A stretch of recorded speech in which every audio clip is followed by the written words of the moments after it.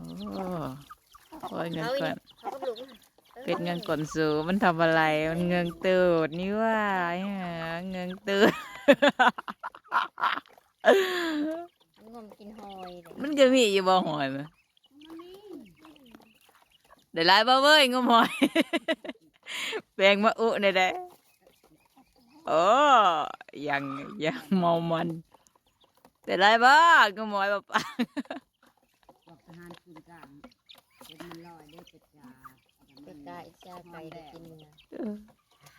บ่นางนี่ฮะกระทบแป้งเลยเป็นว่าเพราะว่าเขาจะว่าบ่เป็ดสดเด็ดมันแก่มได้นะสุดนั่นนะ เอ้ยงมยังเมามันเนาะได้ไรบ้า งมแบบบ่ปาก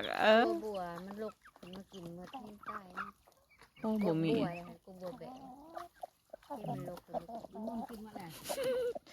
โอ้ยงมก็ไปจะกับปลาแล้วก็มีอีกอยู่ก็มันก็ขยัน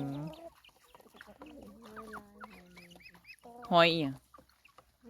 หอยโตหอยกั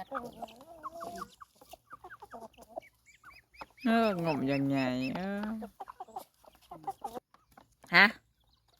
มีแต่ห้องซับเลยซับเลยซับเลยซับเลยซับเลยซับซับซับซับ